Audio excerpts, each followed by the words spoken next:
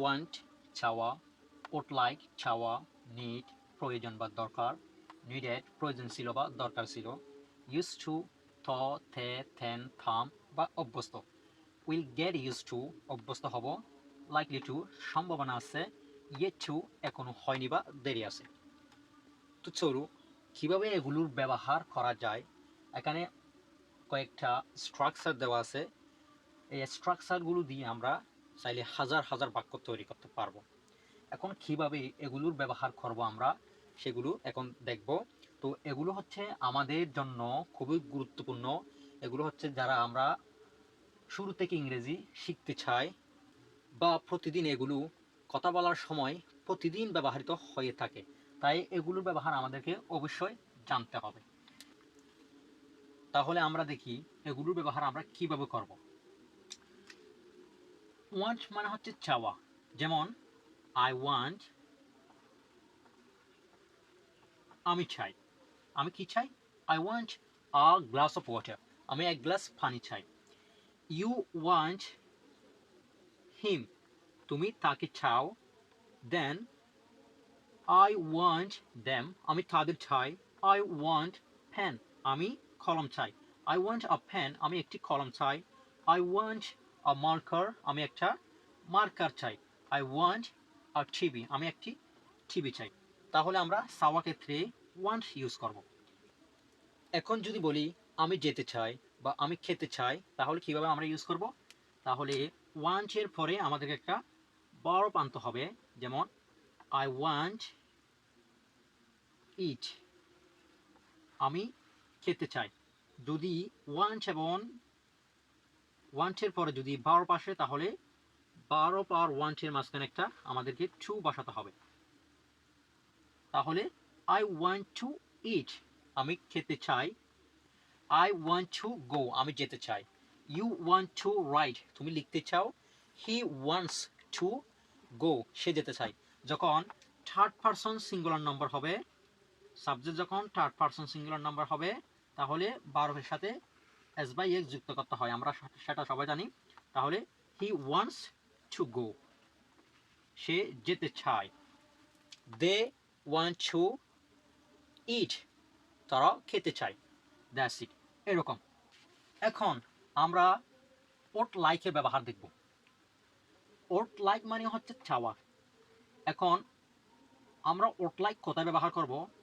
ওট like সাধারণত ব্যবহৃত হয় ভদ্রভাবে বলতে, যেমন আমরা অনেক টিচারের সাথে আমরা কথা বলি বা বিভিন্ন সম্মানিত ব্যক্তিদের সাথে কথা বলার সময় আমরা ওয়ান্ট ব্যবহার না করে লাইক ওট লাইক ইউজ করব। যেমন যেমন I would like, I would like a glass of water, আমি এক গ্লাস পানি চাই। সম্মানিত ব্যক্তির ক্ষেত্রে আমরা সম্মানজনক বুঝাতে আমরা ওট লাইক ইউজ করব। আই ওট লাইক ইউ, আমি তোমাকে চাই। আই ওট লাইক পেন, আমি কলম চাই। I would like a marker, আমি একটি মার্কার চাই। দেন ঠিক একইভাবে আমি খেতে চাই, আমি যেতে চাই, এক্ষেত্রে ওট লাইকের পর আমাদেরকে একটা টু বসাতে হবে। দেন ভার্ব ইউজ করতে হবে, eat. I would like to eat, আমি খেতে চাই। I would like to go, আমি যেতে চাই। I would like to play, আমি খেলতে চাই। তাহলে বুঝে গেল এটা সম্মানিত ব্যক্তির ক্ষেত্রে আমরা ওট লাইক ইউজ করব। দেন এখন আমাদের আছে নিড। নিড মানে হচ্ছে প্রয়োজন বা দরকার। প্রয়োজন বা দরকার বুঝাতে আমরা নিড ইউজ করব। এখন প্রথমে আমাদেরকে একটা সাবজেক্ট আনতে হবে। I need a glass of water, আমার এক গ্লাস পানি দরকার বা পানি প্রয়োজন। আই নিড ইউ, আমার তোমাকে দরকার। ইউ নিড হিম, তোমার তাকে দরকার। ইউ নিড দ্যাম, তোমার তাদের দরকার। Then he needs a glass of water, তার এক গ্লাস পানি দরকার। তাহলে সাবজেক্ট যখন থার্ড পারসন সিঙ্গুলার নাম্বার হবে, তখন এস বাই এস যুক্ত হয়, সেটা হচ্ছে প্রেজেন্ট ইনডিফিনিট টেন্সের ক্ষেত্রে। দেন তাহলে হি needs a glass of water, তার এক গ্লাস পানি দরকার। Then he needs a pen, তার একটি কলম দরকার। করিম নিডস আ পেন, করিমের একটি কলম দরকার। তাহলে বুঝে গেল নিড কত ব্যবহার করবো, প্রয়োজন বা দরকার বুঝাতে। দেন এখন আমার যাওয়ার দরকার, আমার লেখার দরকার, আমার খেলার দরকার। তাহলে এগুলো আমরা কিভাবে ইউজ করব? তখন আমরা নিড টু এর পরে একটা টু বসাবো, দেন তারপর একটা ভার্ব ইউজ করব, যেমন গো, আমার যাওয়া দরকার, আই নিড টু গো, আমার যাওয়া দরকার বা যাওয়ার প্রয়োজন। ইউ নিড টু গো, তোমার যাওয়ার দরকার। হি নিডস টু প্লে, তার খেলার দরকার। That's it. তাহলে এভাবে করে আমরা সেটা ইউজ করব। এখন হচ্ছে আমাদের নিডেড। নিডেড মানে হচ্ছে প্রয়োজন ছিল। নিডেড মানে হচ্ছে প্রয়োজন ছিল। প্রয়োজন ছিল বুঝাতে আমরা নিডেড ইউজ করব। যেমন I needed a glass of water, আমার এক গ্লাস পানি দরকার ছিল বা প্রয়োজন ছিল। You needed a glass of water, তোমার এক গ্লাস পানি দরকার ছিল। এখন দেখব আমরা ইউজ টু এর ব্যবহার। ইউজ টু সাধারণত আমাদেরকে অর্থ দেয় থ, থে, থেন, থাম বা অভ্যস্ত। অতীতে কোনো কিছু করা হতো কিন্তু বর্তমান সেটা আর করা হয় না, এরকম বুঝাতে আমরা ইউজ টু ইউজ করব। যেমন আই ইউজ টু ইট, আমি খেতাম। আই ইউজ টু ইট, আমি খেতাম। ইউ ইউজ টু ইট, তুমি খেতে। হি ইউজ টু ইট, সে খেত। দে ইউজ টু ইট, তারা খেত। আই ইউজ টু গো, আমি যেতাম। ইউ ইউজ টু গো, তুমি যেতে। হি ইউজ টু রাইট, সে লিখত। তাহলে থ, থে, থেন, থাম এগুলো অর্থ আমাদেরকে ইউজ টু দিয়ে থাকে। এখন অভ্যস্ততা কোথায় বুঝাবে? যেমন I am use two eat, আমি খাওয়াই অভ্যস্ত। যদি অভ্যস্ত বুঝাই তাহলে আমরা ইউজ করব আই এম। তখন সাবজেক্টের পর একটা অক্সিলারি ভার্ব আনবো, সাহায্যকারী ভার্ব আনবো, তারপর ইউজ টু ইউজ করব।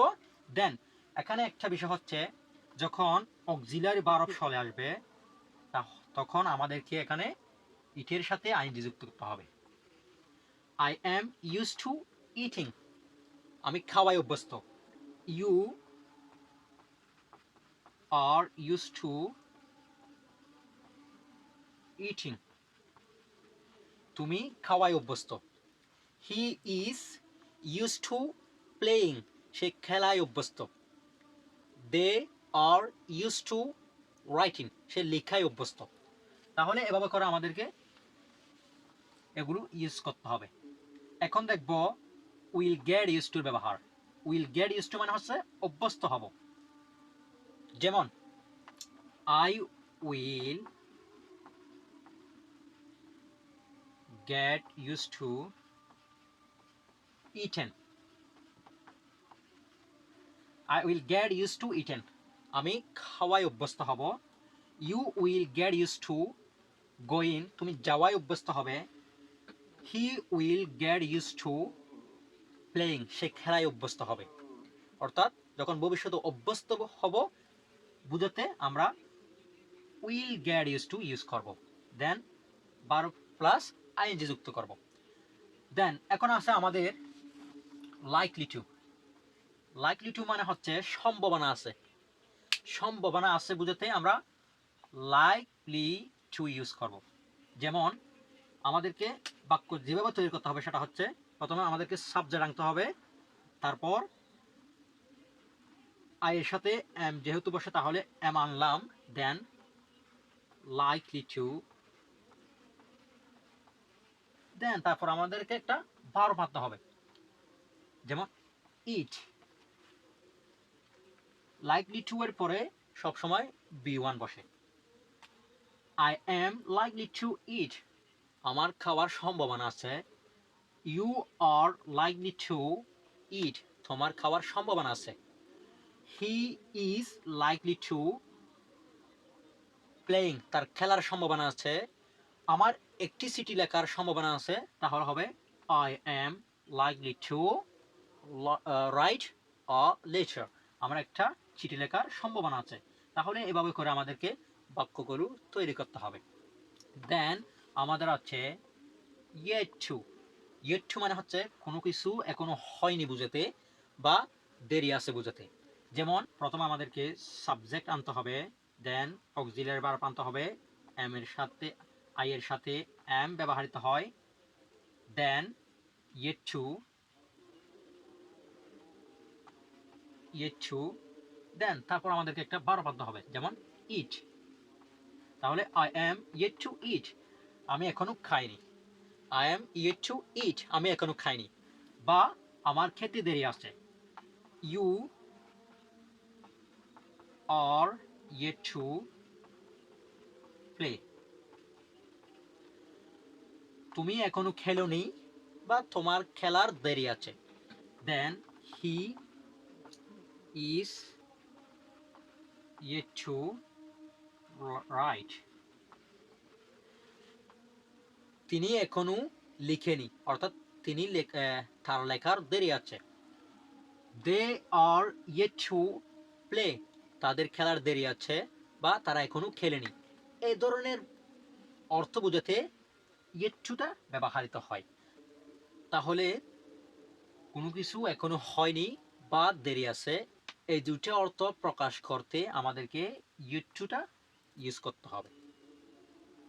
তাহলে বুঝে গেল আজকের এই স্ট্রাকচারগুলো কিভাবে তৈরি করতে হয় বা কিভাবে ইউজ করে বাক্য তৈরি করতে হয়, সেগুলো আজকে আমরা জেনে গেছি। তো আপনাদের যদি ভিডিওটি একটু ভালো লেগে থাকে তাহলে অবশ্যই কমেন্ট করে জানিয়ে দেবা, যাতে আপনাদের কমেন্টগুলো দেখে আরও ভিডিও তৈরি করার জন্য উৎসাহিত হয়ে উঠি। সেই জন্য অবশ্যই কমেন্ট করবা। তো আজকের এই ভিডিওটি পুরোপুরি দেখার জন্য আপনাদেরকে ধন্যবাদ জানিয়ে আজকের ভিডিও থেকে বিদায় নিচ্ছি। টেক কেয়ার, আল্লাহ হাফেজ।